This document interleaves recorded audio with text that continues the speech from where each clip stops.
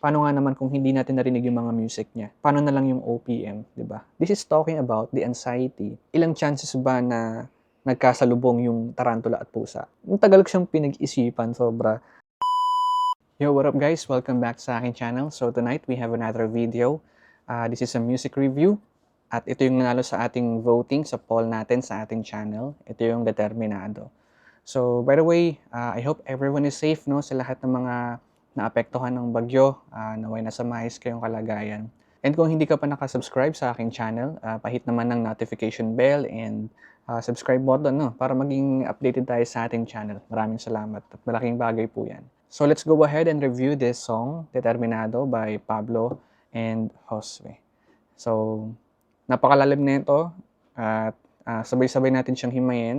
Ito ay sarili ko lamang na interpretasyon, no? Pwede akong magkamali. So, comment nyo na lang din yung mga sarili nyong interpretation or kung paano nyo siya naintindihan, no? So, para malaman ko din, no?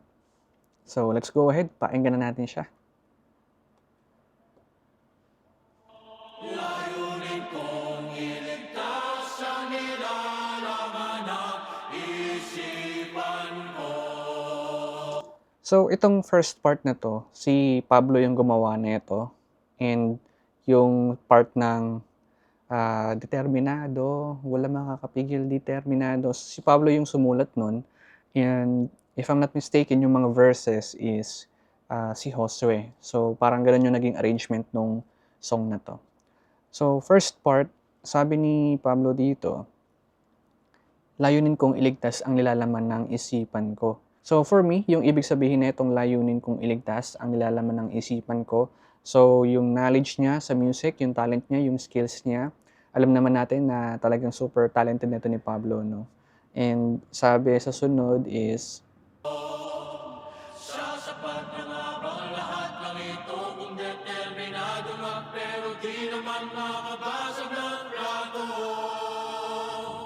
yun, no? Sabi niya, layunin kong iligtas ang nilalaman ng isipan ko. Sasapat na nga ba ang lahat ng to kung determinado nga, pero di naman makabasag ng plato. So parang sinasabi niya na enough na ba na maging determinado lang, pero hindi ka naman makabasag ng plato. Yung makabasag ng plato, alam naman natin yung ibig sabihin nito sa Filipino term na ginagamit ito na parang di makabasag pinggan. Ibig sabihin, mahinhin ka, no? So, tahimik, kumbaga, alam naman natin na mahiyain siya. Introvert, kumbaga, di ba? So, ganun yung character ni Pablo kahit sa totoong buhay, di ba? So, determinado siya, pero hindi siya makabasag pinggan. Di ba? So, may question doon sa part na yan sa kanya. Dami nagtanong ba't huwag gusto And then, pumasok si Josue. tahakin na landas halika rito. Dami nagtanong, ba't to ang gusto? Tahakin na landas, halika rito. So for me, ito yung mga nagque-question dun sa, for me, sa part ni Josue, kasi si Josue yung sumulat na ito. Kine-question yung paglakad niya sa ganitong journey sa rap song. Dami nagtanong, ba't to ang gusto? Tahakin na landas, halika rito. So, ito yung doubt, no? Siguro sa paligid niya, maybe friends or sa mga taong nakakakilala sa kanya. So, nandun yung doubt kung bakit ito yung music, yung rap music yung pinasok niya. Takbo ng utak ko may malayo sa iyo, maniobra palayo sa kakitirang yun. Takbo ng utak ko ay malayo sa iyo, maniobra palayo sa kakitirang yun. So, sa kabila ng mga doubt, questions dun sa pag-pursue niya sa rap, alam naman natin at nasabi rin ni Josue na yung time na sinusulat niya to, gigil na gigil siya, porsigido talaga siyang i-pursue yung music niya through rap. So, sabi niya, takbo ng utak ko ay malayo sa iyo, maniobra palayo sa kakitirang yun. So, yung parang sinasabi niya dito, magkaiba tayo ng isip, napakalayo ng difference nung pagitan ng thinking natin at nung thinking mo, no? Kaya maniobra palayo. So yung mga ganong toxic-minded, iwasan ko na yan, maniobra palayo. Sabi niya, maniobra palayo sa kakitirang yun. So maikitid na pag-iisip, kumbaga, yung pinapakita ng mga nagque-question sa kanya kung bakit niya pinili yung larangan na tong music na to o yung ganitong larangan. And tinuloy niya ng Napuno na rin ng galit to, pero di ako magpapalunod sa lait nyo. kargado at napuno na rin ng galit to, pero di ako magpapalunod sa lait nyo. So, yun nga, naipon na yung sa damdamin niya, di ba? Siyempre, kapag ka nakaka-receive ka ng bakit yan, ganyan, question, doubts, dun sa skill mo, di ba? Tapos sabi niya, di ako magpapalunod sa lait nyo. So, andun yung pagkukutya sa kanya, di ba? So, hindi niya yun iniisip. Dinidisregard niya yun and binabrush off niya yun. Patuloy ang andar kahit na bali-bali ko. Sa ing daanan sumpang tuwa'y mapabalik ko. Ano bang sabi deder? Yun, patuloy ang andar kahit na bali-baliko. Sa aking daanan, sumpang ito ay mababali ko. Ano bang sabi ko? No? So, tuloy lang siya dun sa pag-pursue niya sa kanyang journey. Kahit pabaliko-baliko man yan, no? Alam natin na hindi perfect at walang straight na daan towards our dream, di ba? May mga pagsubok yan, may mga failures.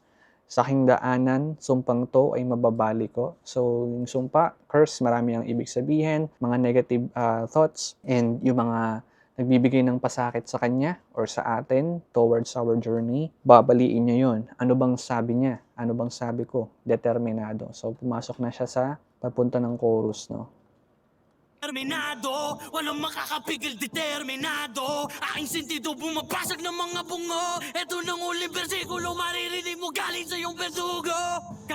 Angas, no? So, itong part na to, determinado, so nandun yung chorus, wala makakapigil, determinado. So, check nyo rin yung lyrics, no? So, not familiar with this, so sinearch ko siya. Yung ibig sabihin pala ng terminado is, kumbaga parang hindi tapos or hindi natapos. So, kung itatahiin natin siya, determinado, wala makakapigil, determinado, so parang walang makakapigil dun sa mga unfinished business, parang ganun, no? So parang meron siya kailangan tapusin, no? Which is maybe sa pagtupad ng pangarap niya, so walang makakapigil sa kanya dun. Aking sentido, ito yung sense, at sabi niya, bumabasag ng mga bungo. So, mind-blowing ang kanyang sense. Ito ng huling bersikulong maririnig mo galing sa iyong berdugo. So, bersikulo, verse, and maririnig mo galing sa iyong berdugo. Yung berdugo is, pwede siyang pinuno. No? So, ito na yung huling verse na maririnig mo galing sa iyong pinuno or sa iyong executioner. Kasi yung executioner, siya yung taga-kitil ng buhay. No? So, pwede siyang ganon, no? Huling bersikulong maririnig mo kasi ako yung executioner mo. Tumbas ako ng dalawa na ibo. Bawat suntok ay may bigat na malahibo. So, ito, magandang part to na sulat ni Josue. And gumamit siya dito ng reference ng boxing, specifically doon sa anime na Ippo Makonochi. So, explain ko kung bakit ako nag-conclude doon. Kasi nung ina-analyze ko siya, sabi niya, katumbas ako ng dalawa na Ippo, IPO. So, una ko naisip, baka ipo-ipo, no? Short term lang for ipo. So, pwede, no? Kasi isang ipo-ipo pa lang, devastating na, di ba? Grabe na makapaminsala. And then, paano pa pag dalawa, di ba? Katumbas ako ng dalawa na ipo. Pero yung kasunod kasi na linya, bawat suntok ay may bigat na malahipo. So, mas nag-lean ako, nag-conclude ako na, ito ay boxing reference kay Ippo Makonochi. Though, misspelled kasi yung pangalan ni Ippo is double P, I-P-P-O. And yung nakasulat sa lyrics is IPO. Not sure if it's typo error lang, no? So, for me, mas nag-ano ako doon sa ganung reference, boxing reference ni Ippo Makonochi. Dahil yung sunod na linya, sabi, bawat suntok ay may bigat na malahipo. So, magmula doon sa katumbas ako ng dalawa na Ippo, si Ippo Makonochi ay talagang magaling sa larangan ng boxing. At dalawa pa siya noon, no? Bawat suntok ay may bigat na malahipo, hippopotamus, bigat nun, di ba? And the next, sabi niya, Kahit si Aeolus, hindi ako mahipo.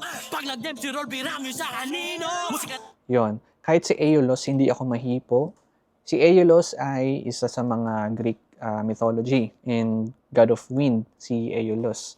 So kahit si Aeolus, hindi ako mahipo. Alam naman natin na sa pagbaboxing, kailangan mabilis ka kumilos, no?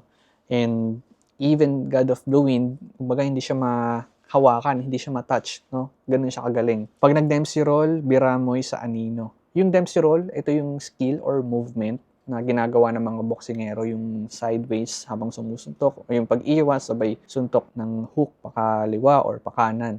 So, yun yung Dempsey roll na ginamit din sa anime na Ippo Makonochi, no? So, sabi niya, pag nag-Dempsey roll, biramoy sa anino. So, yung bira, ibig sabihin, suntok, di ba?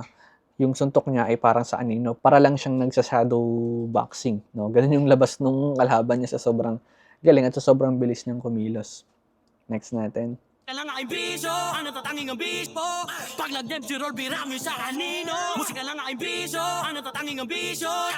Musika lang ang aking bisyo, ang natatanging ambisyon. So, self-explanatory. Kahit anumang opinion, hindi malilipol. Malilipol is pupuksa, parang ganun, sasawi. So, hindi siya magpapalipol, hindi siya magpapatalo, no? Kahit anumang opinion or negative opinion yan na sinasabi sa kanya, hindi siya papalipol. Kahit anong mag-opinion, hindi malilipol. Lahat sa sakripisyo, hindi kailangan abiso. Na kahit na sino, ito ng aking pagsibol. Yon, lahat isa sakripisyo, hindi kailangan ng abiso. So, ibibigay niya lahat ng makakaya niya. Hindi niyo na kailangan siyang bigyan ng warning or abiso. May kusa siya ng kahit na sino. Heto ng aking pagsibol. No, yung pagsibol is yung pag-usbong, panimula. Kumbaga, yung from seed na tinanim, sumisibol na, nagkakaroon na ng pag-usbong or yung nag-start na yung pagtubo. Parang ganun. So, umulit, layunin kong iligtas.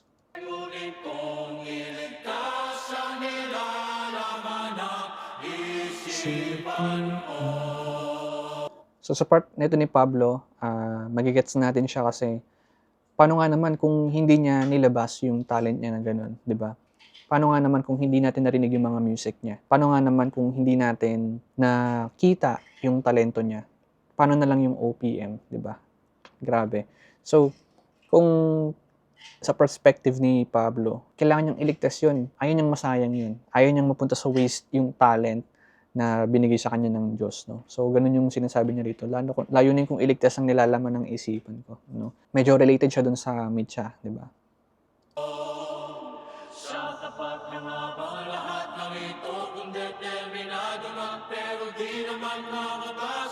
So, ito na yung verse ni Pablo or part ni Pablo. Yeah. Di ako isang anito, ako di hamak lang na isang mortal nga napagito. Di ako isang anito, sabi niya. Ako'y di hamak lang na isang mortal na nabagito. So, anito, ito yung sa Filipino term to natin, no? Na kumbaga parang mga Diyos, mga spirits, no? Mga ganon. And sabi niya, ako'y di hamak lang na isang mortal na nabagito. So, merong contrast from anito na Diyos, mga Diyos, and then ako'y di hamak lang na isang mortal, no? So, from immortal and then mortal na bagito, newbie, kumbaga, baguhan.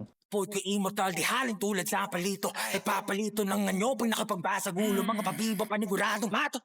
Angas talaga nun. So, yun yung pinaka-paborito kong part ni Pablo dito, na yung medyo may speed rap, no? So, sabi niya, apoy ko'y immortal, di halin tulad sa palito. So, the whole thought of this verse, or itong part na to, is talking about fire. Kasi yung sinabi niya rito, ako'y di hamak lang na isang mortal nga nabagito, apoy ko'y immortal, di halin tulad sa palito, no? So, merong contrast na naman, apoy ko'y immortal, so meaning to say, kumbaga, hindi namamatay, no? Yung apoy is ongoing, no? Di halin tulad sa palito. Alam naman natin yung palito, seconds lang tinatagal nun, or maybe minute kung patatagalin mo ng husto, or kung aabot man siya, 'di ba? Pero sobrang bilis lang ng apoy sa isang palito, 'di ba? Nagpapalito ng anyo pag nakipagbasag ulo, mga pabibo. So, ang ganda ng pagkaka-construct nung part na to. Dahil nung sinabi niyang nagpapalito ng anyo pag nakipagbasag ulo, first level or surface level na explanation para sa akin is pag naipaglaban siya, 'di ba? May transformation or nagpapalito ng anyo, kumbaga, nagkakaroon siya ng alter ego to fight the battle, parang ganoon.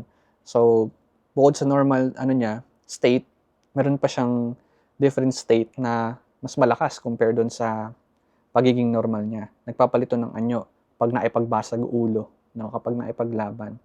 And yung reference na to, since apoy nga yung mostly umiikot dito sa part na to, yung match, 'di ba, yung palito, pag kiniskis niyo siya, 'di ba? So yung head ng match, kinikiskis siya doon sa pangpaliyab, and from hindi pa siya nasusunog, kapag kiniskis mo yung head ng match, 'di ba, nasusunog na siya. So, parang medyo siya, double meaning. Ako ang prometheus ng musika, tapos ka nagliliyab mga kotagan, magigising ka kapag Yan, so sabi niya, nagpapalito ng anyo pag naipagbasag ulo, mga pabibo, paniguradong matutusta tsak sunog sa kinakuwang paniguradong matutusta tsak sunog sa kinakuwang Prometheus ng musika, tapos ka. So, paniguradong matutusta, no? Tsak sunog sa, sunog, tusta, sunog, 'di ba? So, related ulit na naman siya sa apoy. And then, Ako ang Prometheus. Prometheus is a Greek god. Kumbaga, siya yung god of fire, no? So, yung story ni Prometheus is kinuha niya yung apoy, no, para ibigay sa humanity. And ang ganda ng meaning nitong Prometheus na to kasi in music, no, alam naman natin kung paano binigyan ng apoy ni Pablo or nung SB19 as a whole yung Philippine music. At talagang pinaliyab niya yung OPM, no, at umabot na sa ibang bansa, no, globally. So sabi niya rito, Prometheus ng musika, tapos ka. Ulitin natin. Pag don't you drop the nagliliyaw mga kutagan magigising ka kapag sinindihan ko. Pag don't you drop the beat, y'all can never take the heat. Determinado. So sabi niya, nagliliyab mga kuta, God magigising ka. Kuta is, or kutha, parang ano to isip, no? So, not familiar with that. So, sinearch ko yung ibig sabihin niya. Para siyang isip or imahinasyon, parang ganon. Something na galing sa ating mind. So, nagliliyab yung mga ganon niya, yung pag-iisip niya. Agad magigising ka. Kapag sinindihan ko pa, so related na naman sa apoy. Kapag sinindihan ko pa, don't you drop the beat, you can never take the heat. No? So, talagang ganon ka-grabe. Ganon ka-intense, di ba? Talagang naglalagablab. Galing. Walang makakapigil, determinado. Aking sentido bumabasag ng mga bungo. Eto nang uling bersik. So, yung first part na kumanta nito is si Josue, ngayon si Pablo. Pulo maririnig mo galing sa iyong berdugo. Yun. So, na-explain na natin yung part na yun. And then yung second part ni Pablo. Isa lang humpay sa pag-uukay ng mga tula. Sa bahay ng saysay ng mga tula. Lang humpay sa pag-uukay mo galing sa iyong berdugo. Balisa lang humpay sa pag-uukay ng mga tula. Sa bahay ng saysay parang taratulang nalulumpay kahihintay ng puso. Ito medyo ano to ang lalim na ito, no?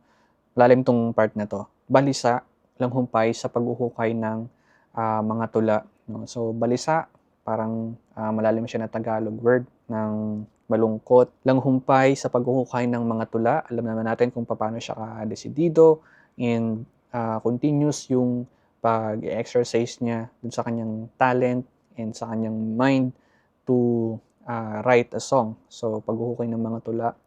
Sa bahay ng saysay, parang tarantulang nalulumbay.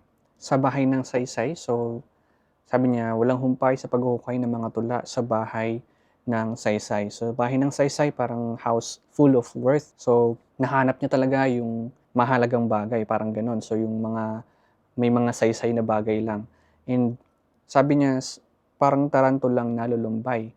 And tuloy natin. Sanggal lang magtatangkang hamakin ng aking buhay. Di mo So, parang tarantulang nalulumbay, kahihintay, ng pusang galang nagtatangkang hamakin ng aking buhay. So, inisip ko, sobrang lalim, no? Anong connection niya?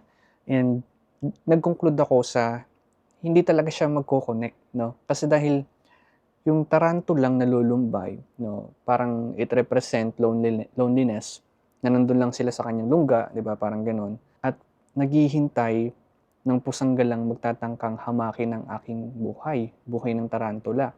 This tarantula, alam naman natin na mailap yung mga yan, and yung cat, kahit domestic cat or stray cats, parang sobrang bihira nila magtagpo, no? So parang ang pinalalabas ni Pablo dito, parang siyang tarantula na nandun lang siya sa kanyang lungga at naghihintay ng pusang galang nagtatangkang hamakin ng kanyang buhay. This is talking about the anxiety or the fear of something na hindi naman talaga darating, no? Ilang chances ba na nagkasalubong yung tarantula at pusa? Diba sobrang rare? So, parang pinararating dito na yung fear and anxiety niya, hindi naman yung darating, no? Pero hinihintay niya, di ba? So, yung ganoon yung mga experiences din ng iba na ini-expect natin yung fear, ini-expect natin na ganitong mangyayari, no? Because we are anxious. Pero hindi naman talaga siya darating, di ba? Sobrang rare lang na mangyayari yun. So, ang tagal ko siyang pinag-isipan, sobra. Nahirapan ako sa part na to na anong connect? Tarantula tapos pusa, paano yun, di ba? So, yun, doon ako nag-conclude na hindi naman talaga siya talaga magko-connect na dahil hindi naman talaga yun mangyayari. Yun yung pinapalabas dito sa part na to. Galing talino. Ay di-deny aking taglay kahit pa umabot ng paglakad ko ay pasuray-suray habang Di mo ma-i-deny aking taglay. So, meron naman talaga siyang talent. Kahit pa umabot ng paglakad ko ay pasuray-suray, no, pagewang-gewang. It's either na abutin mo siya ng pagtanda or kahit na siya ay mapagod, no. lakbay patungo sa aking pangarap na kailan pa man maglakbay taglay kahit pa umabot ng paglakad ko ay pasuray-suray habang buhay maglakbay patungo sa aking pangarap na kailan pa man ay di mamamatay. So, medyo self-explanatory na to. Habang buhay, maglalakbay patungo sa aking pangarap na kailanman ay hindi mamamatay. So, yun yung pangarap niya, no? Hindi yun basta-basta mawawala. Di mamamatay lagi mananalaytay ang enerhiyang aking ibibigay. So, pumasok ulit si Josue, hindi mamamatay, laging mananalaytay ang enerhiyang aking ibibigay. The energy, the willingness, no, to do this, to pursue this journey and dream, no. Yung energy na ibibigay niya, laging nandun. Ay, bye-bye lang ang kayang silayan pag ang puso't utak ay hindi magkaugnay. So, bye-bye lang ang kayang silayan pag ang puso at utak ay hindi magkaugnay. Isa pa tong palaisipan, no, para sa akin. So, sa part na to, sa bye-bye lang ang kayang silayan pag ang puso at utak ay hindi magkaugnay. So, mahirap siyang i-explain kasi hindi mo alam kung nasang point of view siya. Pwedeng bye-bye lang yung sinisilayan mo at nandun ka sa dagat. Or, pwedeng bye-bye yung kaya mong silayan na nandun ka sa shore or sa land, nasa lupa ka. So, medyo mahirap siyang i-explain. And I'm not sure kung medyo in-overthink ko siya ng maigi. Pero for me, kung i-explain ko to, sa shoreline kasi pag nandun ka at nakatayo ka mismo sa baybay, pag nakatayo ka sa dagat, di ba, sa harap ng dagat, ang makikita mo lang dun is horizon, flat surface, and flat line, di ba? So, and flat line para sa atin is death, di ba? So, for me, that is death. Pag sinabi niyang bye-bye lang ang kayang silayan, pag ang puso at utak ay hindi magkaugnay, so, andun yung struggle, andun yung battle, and then stress, depression, mauuwi siya sa suicidal thought, and may flat line. So, hindi ko lang sure, sarili ko lang tong interpretasyon. Kasi yung sabi niya dun sa sunod, di ko kailangan ng lamay, di ba? Kailangan no lamang akin ang hayang tinapay. So, sabi niya doon, di ko kailangan ng lamay, akin na nga yung tinapay, di ba? So, instead na mangyari yung bagay na yon na mag-flatline, mauwi sa suicidal thought, ganon. So, brinash off niya. Di ko kailangan ng lamay. Akin na nga yung tinapay. Tinapay symbolizes parang yung hunger niya, no, sa pag-pursue ng ating mga pangarap. Yun yung goal, no, towards something. Tigilan mong kakahukay, sabi niya. Ilan mo kakahukay, lumayas ka sa aking bahay. Tigilan mo kakahukay. So, I'm not sure, no, if we are going to lean doon sa merong flat line, no, tigilan mo kakahukay. So, parang nagdidig na siya ng sarili niyang grave. And then, kinounter niya ulit, lumayas ka sa aking bahay. Siko'y di rin tunay, nang saysay magbigay pugay. Matagal. So, parang kinakausap niya yung sarili niya dito, no? Di ba? Sabi, Kung isip ko'y di rin tunay, nang saysay magbigay pugay. kung isip ko'y di rin tunay, lang saysay magbigay pugay, no? Magbigay ng respect, di ba? And kung isip ko'y di rin lang tunay, kumbaga parang, di ba, hindi ka totoong tao, parang ganoon. So, para saan pa na bigyan siya ng respeto sa mga craft niya. Matagal na akong patay kung di lang. Matagal na akong patay kung hindi lang determinado. So, that's the very end. Ang ganda nung binigay niya ditong pandulo. Matagal na akong patay kung di lang determinado. 'Di ba? So, kaya ako mas nag-lean doon sa part na parang yung shoreline, flatline, yung horizon, flat lang makita mo doon. And yung flatline sa medical term, 'di ba? Parang wala nang buhay 'yon. Pinahirapan ako nitong part na to be honest. So, kung ganoon din ang isip nyo, pa-comment naman, di ba? Para alam ko din kung ano yung nagiging interpretation nyo. Pero for me, ganoon ko siya in-interpret, di ba? And napakaganda ng song, napakaganda ng message. Matagal na siyang patay kung hindi lang determinado. Kaya, mas nag-lean ako doon sa merong death part dito sa part na to. So, yun lang, no? I guess, yun lang, pero ang tagal na. So, pasensya na at medyo napahaba dahil malalim yung ibig sabihin ng determinado.